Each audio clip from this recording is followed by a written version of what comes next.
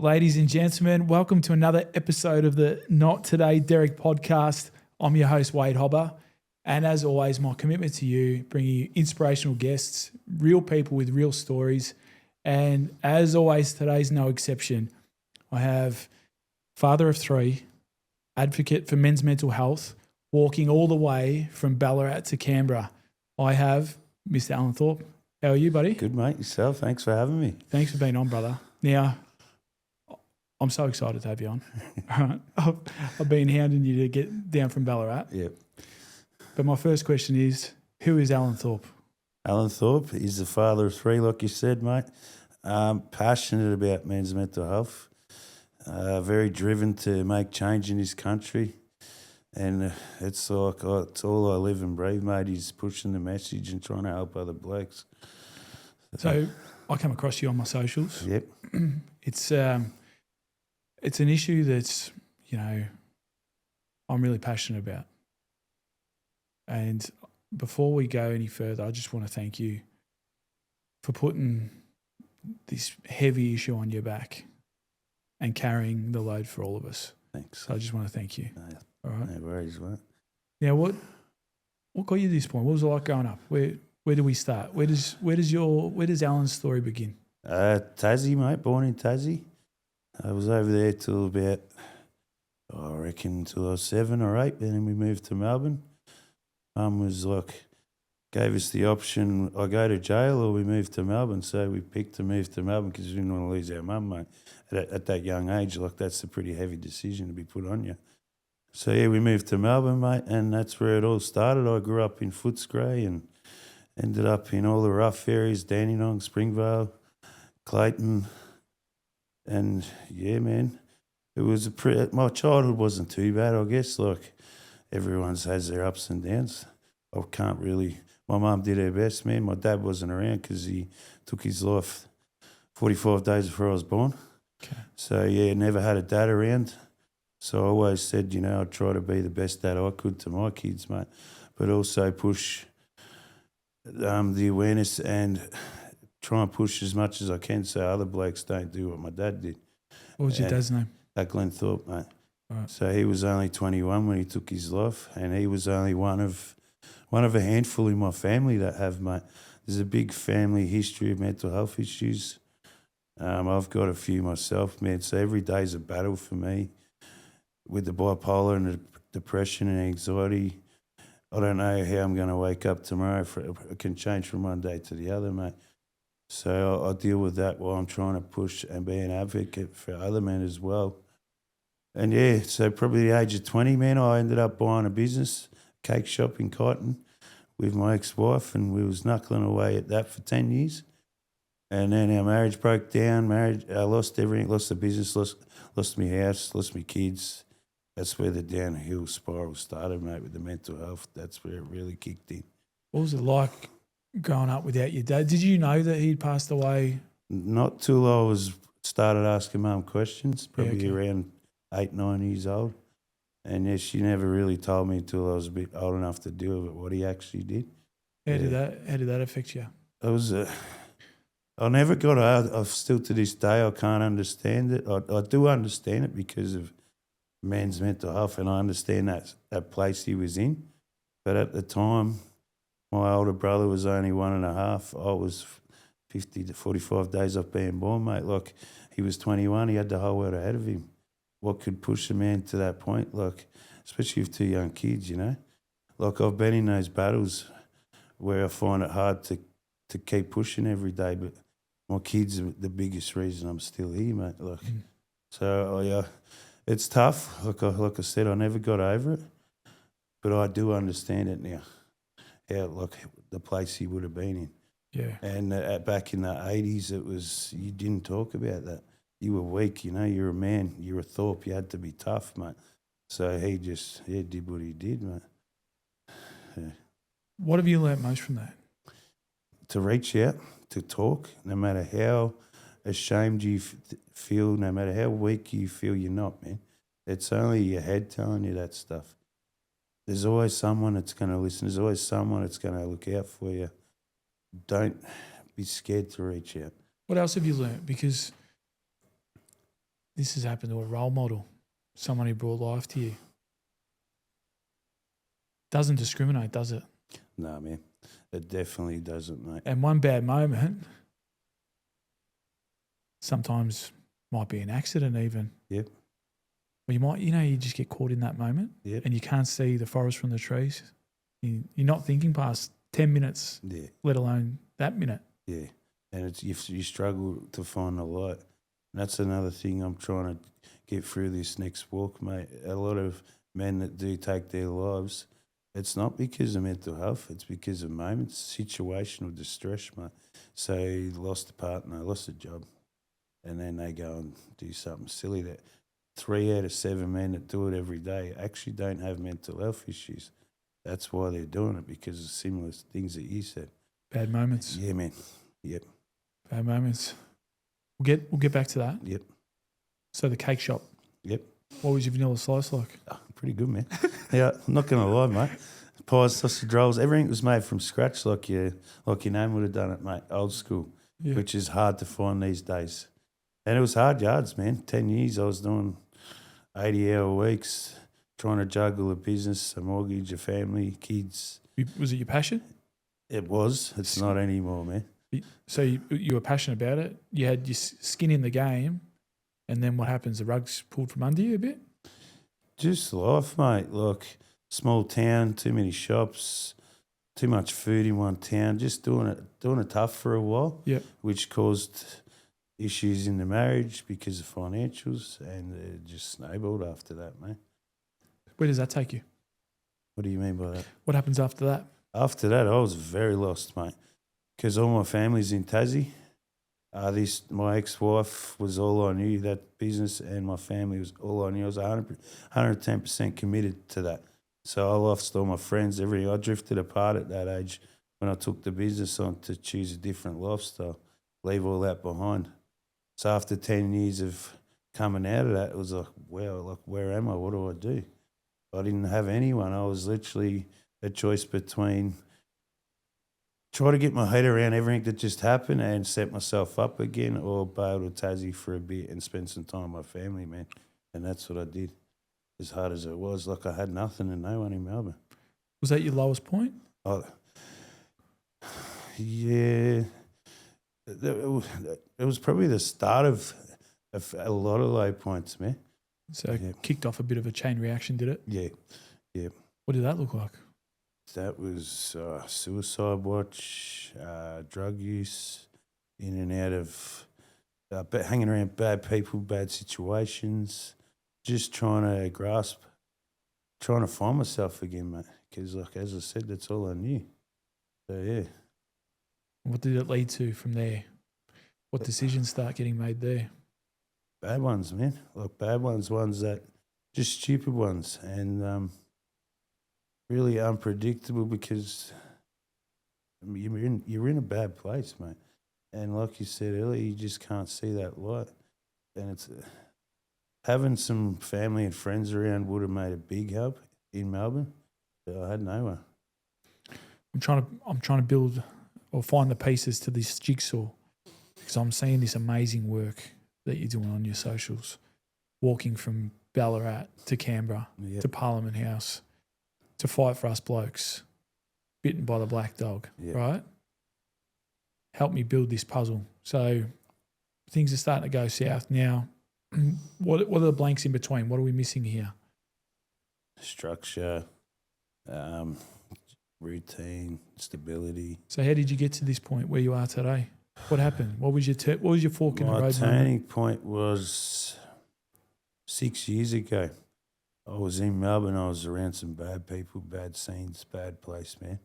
I was like, I really got to do something. And I reached out on Facebook, and someone bought me a ticket to Tasmania, mate. And I ended up back there for a bit, 2 months, maybe 3 months. It was during COVID. And I couldn't deal with being away from my kids, so we ended up packing up and moving back to Melbourne, settled in Shepparton, and that's where it really started going even more down. Like, that's where I was getting stable again. Everything was looking up for the first time in my life for a long time. And our house burnt down 3 days after Christmas, mate. Your house burnt down? Yeah, in Shepparton. I was at the shop at the time. My ex-partner was home with our 5 kids and my 2 nephews were there. It was the first time I had my nephews in 3 years for a sleepover, man. They were so excited. And the house burnt down that night. They all made it out alive.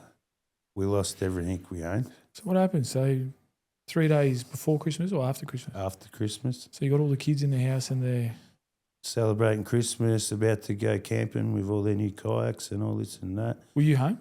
I was down at the shop, literally 5 minutes from home, man. But what makes it worse is the day before that, there was a guy, it was in a new estate, and he was building a house, and he said to me he hadn't been paid and he'd had enough and he was going to burn the house down. So as I'm driving home, man, I see this big thing of smoke. I'm like, no way. And the kids are home. Yeah, kids and ex-partners home, all just doing their thing. I see this smoke, man, and I'm like, no way. The guy's actually burnt the house down. I come around the corner and I seen it was my house. It was like something off a movie, something you don't think's ever going to happen to you, man. And I freaked out so bad. I parked my car in the driveway. How much smoke? Oh, like off a movie, mate. Like flames pouring out of the roof as high as the ceiling. And I'm like, no way. Like they're all in there, like thinking the worst. And I pulled up in the driveway. The fire truck was there. They're like, move your car. It's going to blow up.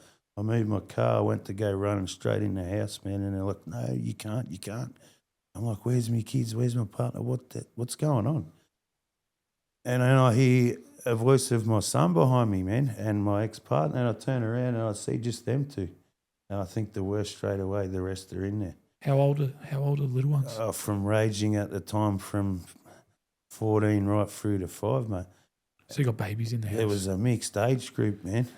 And so, yeah, after I heard him and her, I was like, nah, the rest are in there. I'm going in. And the fire is like, no, it's all right. They made it out there down the street. And I went looking for, and there was hundreds of people everywhere filming it. And like, it was hard to watch that part of it. Like, we're standing there watching everything we own burn to the ground, and they're standing there filming it for Facebook, mate. Anyway, so I went tearing down the street looking for the rest of me kids. And my daughter I could hear my daughter, and she's like, Dad, and I'm screaming out.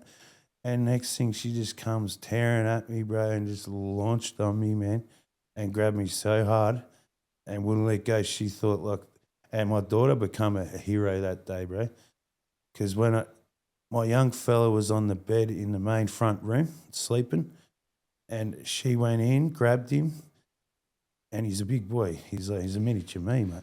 How old's your daughter? At the time, she was 10, man. Oh. She went into fight or flight, mate, and she was on the ball, mate.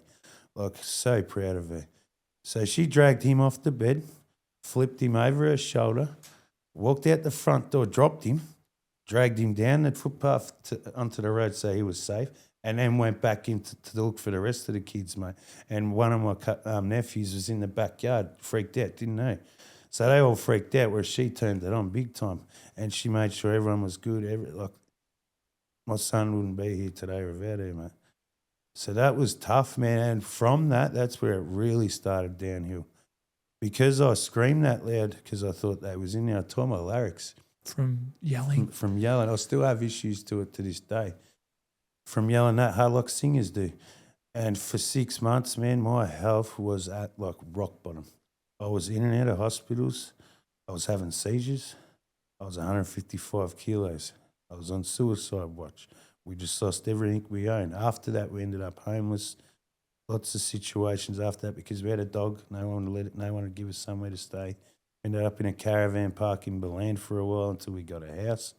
But while stealing all that from tearing my larynx, I started having those seizures. They couldn't figure out why, man. They had them riddled, like what was causing it. So I was like a guinea pig in and out of hospital down in Melbourne from Ballarat, driving down probably 2 times a fortnight. Neurosurgeons trying to see if it was that causing that. They told me at one point I had emphysema. I'm like, no, I smoke. You got to expect that one day. But they told me I had emphysema. And then I went back 2 weeks later and got a totally different doctor, looked at the files and said, what's going on here, mate? You don't have emphysema. There's nothing wrong with your head. It's your larynx. And he just looked at my file and he said... from the fire. So from yelling from the fire, your health just... Because they told me after that to stop talking. And with kids, you can't, man. Like, Dad. I'm like, I need to stop talking, mate. But they wouldn't let me. So it just made it worse. And anyway, what fixed that was speech therapy, man. They told me when I could feel a seizure coming on to take a huge breath in through my nose, because that's when your larynx fully opens and that'll stop the seizures. It did, man. So I went from having seizures, 155 kilos, sitting in my lounge room, didn't leave my lounge room for like 8 months. All I did was listen to music. I did colouring in because that was my thing. It kept my brain busy from thinking about everything that just happened. And then I got up and started walking one day, mate. I was like, I can't do this anymore. Like, I've got to do something. Because if I don't, I'm going to do what my dad did, mate. Your Forrest Gump moment. Yeah, man, that's where it all started, mate. I'm keen to get into that. Yeah. Let's pick this apart. Something happened to me and I couldn't see it straight away. With the beauty of time and hindsight, I could see that things were happening for me, not to me. Yeah. You know, when I'm in the trenches, I'm like, why is this happening to me? After a while, and I can really reflect, I understand that things happened for me. Yep. You lost everything. Yep. But on the other flip of the coin, the most valuable things in the world, your children, That's right. are all there. Yep. What were your lessons there? My lessons there, man, to like really take each day as you don't know what's coming tomorrow. So I kind of flipped my mentality there, man, like how quick I could lose everything. I went from wanting to take my life to I need to enjoy it. Like, look how quick it can go, man. There's another incident that showed me that as well, mate. And just to like really, what I learnt from there is time. You cannot put a dollar sign on. Time is the most precious thing in the world, man. If I can scrape through, I'm only on a disability pension, mate. If I can scrape through and do what I do and help people, that's the most important thing in the world to me. Yeah. Yeah. And you've got time with your kids. Yep. Yep. I've spoken about it. I think it comes up in every pod. It comes up every pod, doesn't it, Ethan? Presence over presence. That's exactly right. I say that all the time. It's our biggest gift. Yep. Did that make you a more present dad, seeing in the blink of an eye how finite life is? Yeah. And funny you say that, because it was COVID and their mum was working a lot. For that 2-year period, I did all the homeschooling. I did everything. I was getting phone calls from the school saying the grades had gone up, how impressed they were. And I loved it, being their teacher, their dad, everything. It was the best for 2 years. It was around 2 years it was like that. But then the problems start with their mum, with the control, taking them off me for fun, and there's a lot of that involved too. That's a tough one. Yeah, man. Live that. I work with a lot of men that's live that. Yep. That parental alienation. That is a killer of men's hearts and souls. That happened to me 2 years after I watched a young boy get run over and die in front of my eyes in November 2023. Sorry, what happened? I was at a burnout event in Stawell in Victoria, me and my partner Kelly. We was walking down to beat the rush at lunchtime to the toilets, and this car had come off the burnout pad. He was under the influence that I'm still dealing with it at the moment. I have to go to court and everything. And he's come off, man, and he's coming down. It's a weird setup there. So as they go through the pits, there's a big food court area here. They have to drive around. Whoop. And as he's coming off, we're about here, and I catch a glimpse of him in the corner of my eye. And I put my left arm out and stopped Kelly from walking in front of the car, saved her life that day. And then we watched the car drive past and hit this 18-year-old kid from behind, and he didn't see what was coming, and it rolled him under the car. And the only thing that stopped him was the diff. They had to lift the car up, get him out. He was mangled. He didn't last long. So we watched that in November 2023, man. Another case where it made me realise how short life is, man. How quick you can be gone tomorrow, mate. Well, you look one other way, your arm's not there to stop Kelly. Yep. And that's like, I don't know, it was a miracle. And also a miracle that it wasn't us because he was moving. And like, I'm a bigger boy, I probably would have bounced off his jeep, but it was such a tragic thing to see, man. And it rattled me for ages. Does it fuel your mission? This, I think it's called the burnt toast theory or something. You know, you burn your toast one morning and it means that you're running a minute later because, you know, you have to cook another batch of toast. And if you were a minute, you know, if you were out the door and didn't burn your toast, you get the red light or you get a green light and there's that chain reaction and it ends up being a massive accident. Yeah. But because you burnt your toast, you avoid that. Yeah. Do you think that if you believe in this burnt toast theory, why are you still here? Is it because you have a higher purpose? And is that what you're tapping into now with your mission? Yeah, man, I honestly started thinking that after the fire and watching this boy die. Why am I still here? And it's so loud while I'm still here, man. I've saved thousands of people's lives. I'm here to help people. Like, there has to be why else am I still here? You know, I should have been gone 5-6 times in my life. I'm still sitting here to tell the story and help others from it. That has to be the reason. And my kids, and it's scary, man. So what's fueling it? So you've lived your own, you've walked the walk, so you're talking the talk. You've lived your own demons. And your father, he lived his demons. Has there been other family that's fueling this? Have you had other family? My uncle took his life. My auntie took her life. There's a I'm not sure where in the family is. There was a long 10 years back, more probably longer. There was a guy in Japan that jumped in front of a bullet train. He was my family as well. There's a massive history of it, man. So and the ones that haven't took their lives, they're struggling behind closed doors. So do you realise what you're doing? You're breaking generational cycles. I broke the here. chain, and man, I'm so proud of that, bro. Yeah. Yeah. Not only for your family, but now for the wider community. Yeah. Because your videos are reaching thousands of people all around Australia. Hopefully my platform can help assist that today. What else fuels it? So I don't want people to live in the dark places I've been in, man, because it's not nice. If I can prevent that in any way, then that's what I have to do, man. I feel like I have to, like. And it's bloody difficult. We spoke off camera briefly. Anyone who listens to these poor people that sit in the chair opposite me, they're not worded up anything. I get them in here, no script, straight off the cuff. So anyone who sits in that chair, especially you do an amazing job. There's no script here, is there? Nah, and it's so daunting, man, with my anxiety and all that too. Like, no, but it's brave, and you're putting yourself out there because you've got a mission. Yeah. But what I was getting at off camera, we did speak briefly about how difficult it is for blokes to get help. Yep. It's freaking difficult, isn't it? It's so hard, man. So hard. Like, after watching that boy die, I was begging, literally calling services in tears, begging for help, man. Saying, like, I can't do this anymore. I need help. It took like 3-4 months. It took for the victims, a crime lady, to finally sort it out and get me a counsellor. If it wasn't for her and my partner, I don't know what would have happened, man. So how are you breaking that cycle?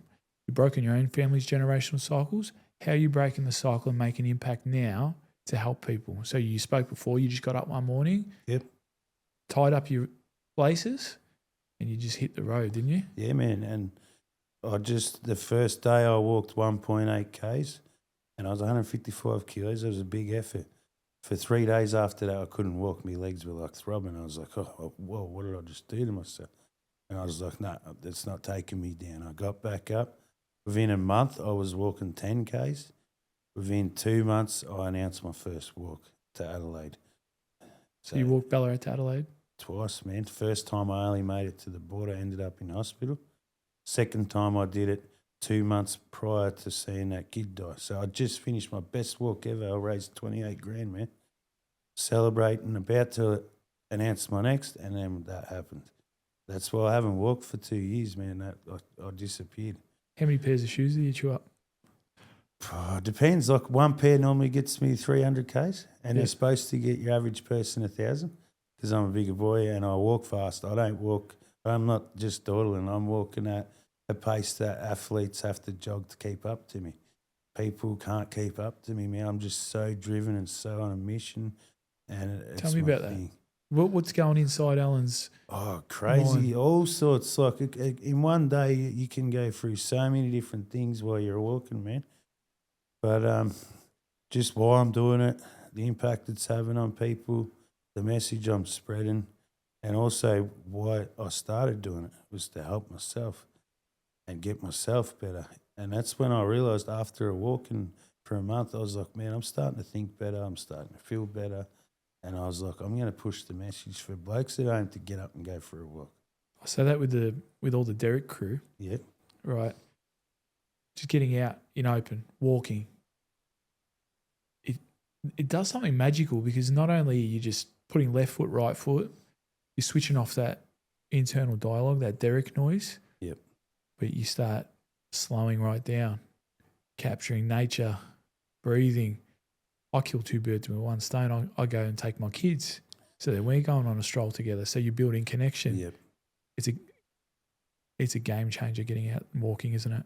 Even that or gym or going for a ride on your bike, anything physical, at the start you don't want to do it. It's like going to the gym. It's like, oh, man, but you walk out feeling on top of the world, mate. So let me ask you, we spoke about how difficult it is for blokes to get help. There's waiting lists. Yep. What's the next best medicine? Do you think it's getting outdoors and getting physical? 100%. Best medicine there is by far, and it's free. And you don't have to wait in queues. You don't have to book appointments. It's you. You can control it. Grab a bottle of water and off you go. And just start small. I find with a lot of people what they do wrong, they set their goals too high and they don't achieve them and it knocks them back. Set them small, achieve them and just keep raising them up because you're going to feel better in yourself rather than, I wanted to do 5Ks today but I only did 4. Set it at 3, do 4 and feel good. It's all about the way you look at things. You'll love this, all right? So with our program, we're competing against Derek. Derek's that fucking prick, you know? Derek's the one that's sitting on the couch when I should be going for a walk. Yeah. Have you had Derek? You've had Derek moments, yeah? Yeah, mate. Derek trying to hold us back. Yeah. Derek says, I'm too sore or I'm too tired, right? Where the beauty of the program comes in, because if I get up and walk today, even if it's a K, right? What's Derek doing? Derek could be sitting on the couch, so already I'm winning. Yep. I'm beating Derek. Yep. So every day, as you said, we're stacking those small wins. And like compound interest, they just build to a better version of us. Yeah, man. Not only physical health, but just that walk is mental clarity and mental health, isn't it? Yep, 100%, mate. Does Derek try to get you down when you're going on your walks? Oh, Derek nails me all the time, mate. Nails me. That's the difference between, so on average I walk 30 Ks a day. The difference between that 30 Ks being the worst day of my life or the best day is how I start it and my mentality. If I've got an injury or I'm thinking on that pain in my leg and I'll think too much or I'll start spiraling downhill. If I'm walking along, looking at the birds, just taking in the everything, it'll be a good day, mate. You people that are listening, yes, you, I'm talking to you directly now. With the Not Today Derek, all right, my audience, we've got this catchphrase. We say, not today, Derek, all right? But you people that are listening, Alan's catchphrase is another K, another day. Yep. Is that the one? Another K, another day. Another day, another K. Another day, another K, all right? Another day, another K. For you people that are listening, when you go on a walk today, if this resonates with you, if you can hear the pain yet the passion coming out of Alan's microphone here, do a post, do a story, tag Alan in today because we're going to get to what he's doing, his mission now. But tag Alan and do another day, another K, or another day, another K. Tag it and let's spread this message far and wide.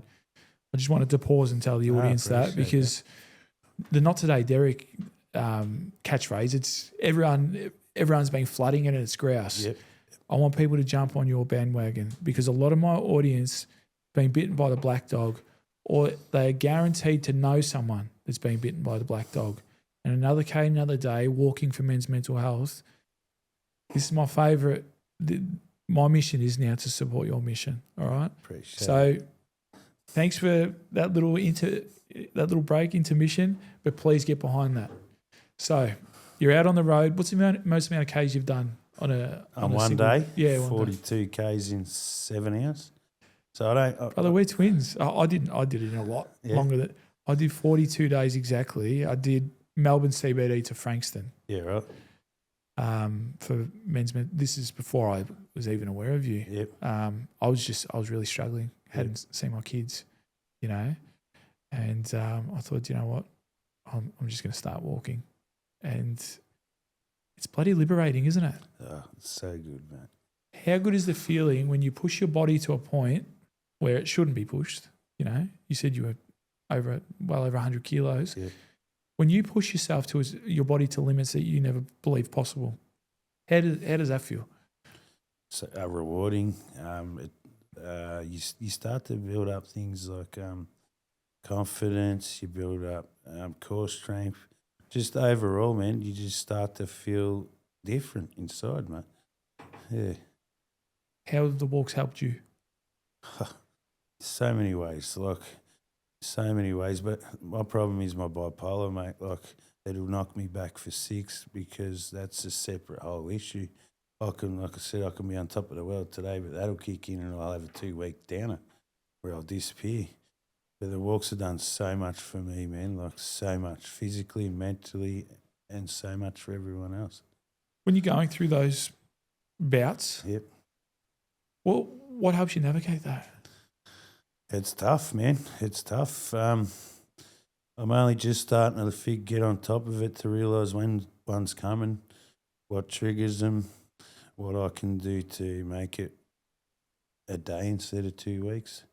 It's really tough, mate. And you know it's all garbage, and everything I've achieved shows me that, but it's still overpowering, man. Yeah. Hey, I'm interested. What are some stories on the road when you're walking?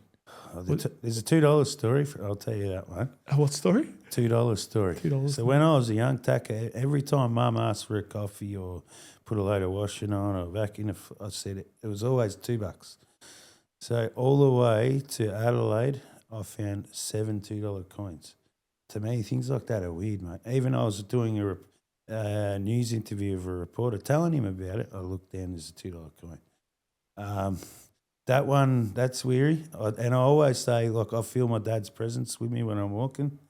Just some weird stuff happens, you know, like. You ever felt like quitting? Oh, always, mate. Always. When I did my first Adelaide walk, it was fresh. It was a crazy idea. I didn't know what I was in for. I was unprepared. But 3 days into that, I used the wrong shoes that time. Again, it's a huge learning process. And my feet started turning black. I started getting blisters. I ended up losing 6 or 7 toenails. My bottom of my feet were as black as a chair. It was next level, man. That was 3 days in. I continued to push for another 9 days until I hit the border because I was set that I'm at least getting to the border because in my eyes I would have failed. So I pushed for it. 8-9 days with the sorest feet ever, mate. When I got to the border, that was it. Straight to Horsham Hospital at 3 a.m, mate. You should have seen them. They were like swollen. They were a mess, man. But I kept pushing, mate. And even from that, in my eyes, I failed. I didn't. I raised $12,000 for Beyond Blue. I raised so much awareness. But I was like, that's not taking me down. No way. I reevaluated. Within a month, I announced my next walk, mate, which was in Ballarat around the lake. I did 25 Ks for 20 days straight around the lake. We're funny creatures, humans, aren't we? I remember after the birth of my first son, my partner at the time said, I'm never having another baby. But we forget, because we've got so much joy, we forget what that pain we endured. For you to forget that pain, you must have had so much joy come out of your purpose. Yep. Correct? Yeah, man. So much joy. Do you get a lot of feedback from people around the country? Massive feedback, man. Constant feedback from people saying I've saved their life. I've inspired them to get up off the couch and stop letting Derek tell them what to do. Massive change, man. And young kids, 15-year-old kid reached out to me on that walk just before. It was around that time when I just first started and telling me he was going to take his life, mate. I didn't know this kid from a bar of soap. I didn't get off the phone to him until I knew he was safe and he wasn't going to do anything stupid. Things like that, I take the time to reply to anyone because if they're reaching out to me, they're struggling. I can't tell people to reach out to people and I just ignore them. So I'll always take the time, man.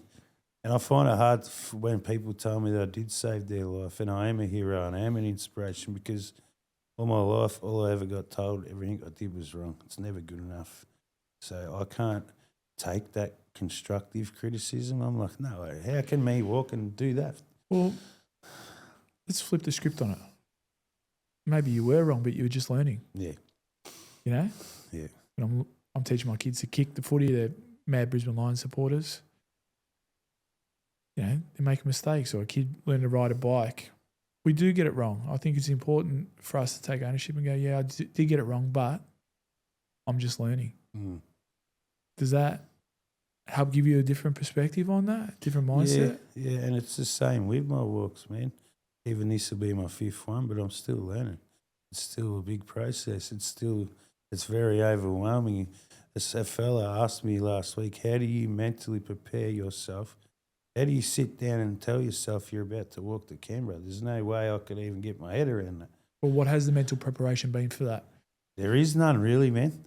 It's just physical preparation and the mental stuff. I try not to think about it because I know what I'm in for.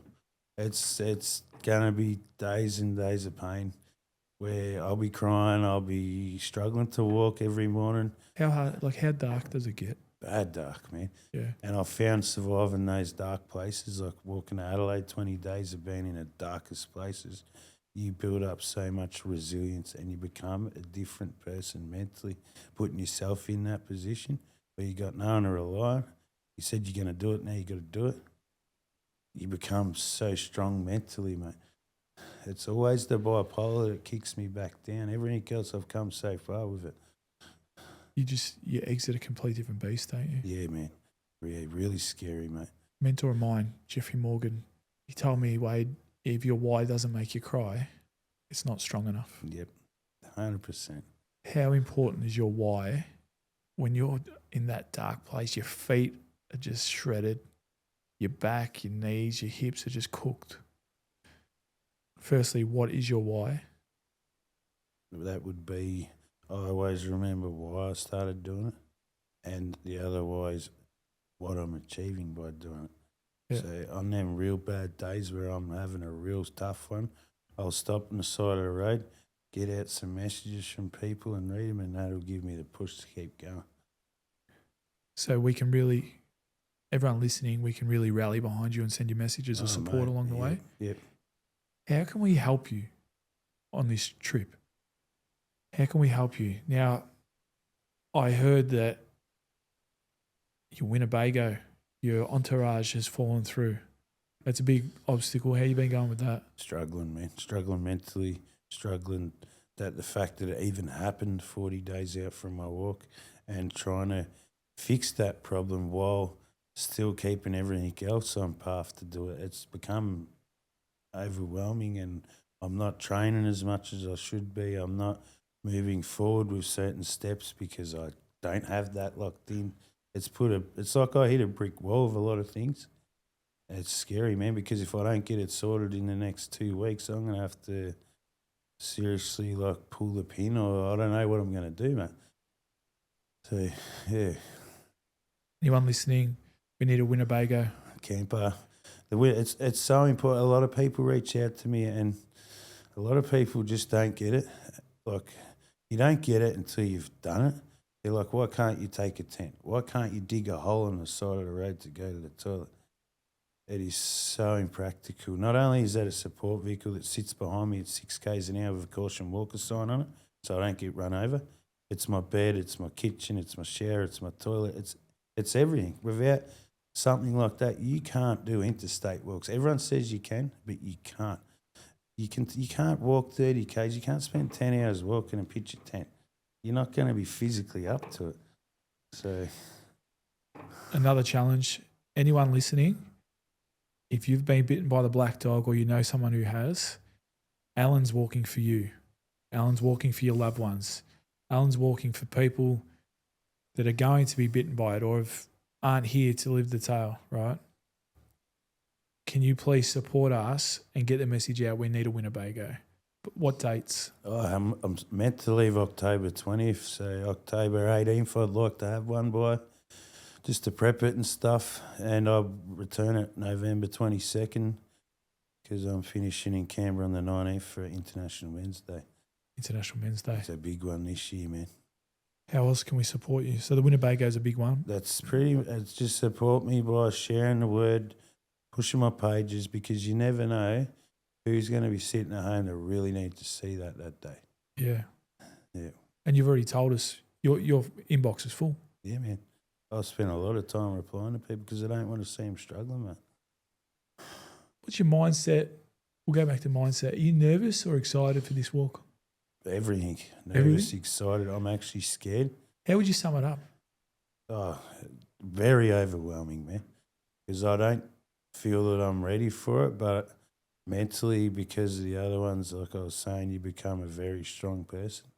And I'll push myself through. After I watched that young boy die, I haven't walked since then. I could do my training and stuff, but before that, I walked 4 walks in 20 months. I walked 2,500 Ks over those 4 walks. So I was in the zone, man. It was nothing for me to get up and walk 30 Ks. I haven't walked 30 Ks in 2 years, mate. I'm scared, but I'll do it. Will this be the sweetest walk you've done? Yeah, if we can achieve the outcome, by far the sweetest. So what's the end point look like? The end point is at Parliament House, man. We're at the front of Parliament House with 2,500 shoes laid out on the lawn, which represents all the men and young boys that took their life in the last year. It's in their face. There's photos in it. They can't deny it. When it's in your face, it's different. So and they do speeches. A lot of people. It's a big event. It's been held for 4 years. The outcome of that event is to try and get the government to recognise situational distress and put a male men's health minister in place. There's never been one in 40 years. Yeah. How many people know this stuff? I'm only just learning a lot of it myself. And then for them to recognise that the 3 of the suicides every day are caused by that, not by mental health, and put some things in place to start helping that, because they're pumping billions into the system, but the numbers are rising. So in the past, I've helped Beyond Blue. I raised 80K for them in less than 2 years. I was in the top 5 individual raises for my efforts.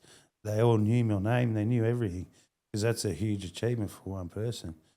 So this time around, instead of raising money, that what we're trying to achieve is it'll change the country, man. It's more important than helping a charity out that's pretty much band-aiding the problem. Yeah. So what are you raising now? Awareness? Yep. 100%. My mission is to bring the mainstream media to that event, because until mainstream media go there, Parliament won't come out and acknowledge it. It takes the media to give them the boot they need. Yeah. So he's been doing it 4 years and he can't get mainstream media on board. Me being who I am, they see a big bloke like me walking up the highway. There's a good chance of it. I've been in like 40 papers on the news a few times, so that's my goal this time around, man, because like I said, that'll change the country. You going to lay your shoes at the end? I'm walking through the shoes, kicking mine off, laying them down for a fella that I know. He's had a young 15-year-old take his life a few months ago, so they're in honour of that boy. It's going to be really special this time, man. Like, we're walking to Adelaide, raised all that money. Like, it's special, but to have an input in changing the country and the way the whole system works, that's huge, because all these places around, they're not really fixing the problem. They're just like, answer your phone call, get you through that hard time you're going through then and there, but it's not fixing a long-term problem, mate. If you were at the other end of the phone call, so let's think about when you were in your darkest or most distressed, you ring up, you now answers the other end. What would you tell that version of yourself? What would you say to him? That's a tough one, mate. that there's light. You and to talk, to get out, try things you've never tried before. Yoga, therapy. There's so many avenues. You just got to find the right thing for you. Everyone's different, man. Like I said, walking work for me. It might not for someone else. And you just stick at it. Like, it's hard because that person in that place isn't really going to listen to you anyway. You've got to just try and guide them through it and be there, constantly support them. Don't just answer the phone and go, yeah, it'll be all right, catch you later. Because how do you know if they're going to be there tomorrow? So what would you tell him the future looks like for Alan Thorpe? At that time, mate, who knows? No, what would you tell him now? What would you tell him that now? What would you tell him that really the future good. looks like? Big plans, mate. Opening my own charity, hopefully in the next 2 years. Keep doing my walks. Keep spreading the awareness. Getting a podcast centre set up. Big plans. Like at the start, it was just walking and raising awareness and helping charity. Now I've flipped that to start my own things out of it. Because that way I know where the money's going. I know who it's helping. It's not paying some CEO's wage. I can see who I'm helping. So I've got some big plans in the next 2 years. I just need to stay on target. Stop letting my mental health knock me back down. And yeah. What's your mission in the camera there? What's your mission to people these days that are struggling?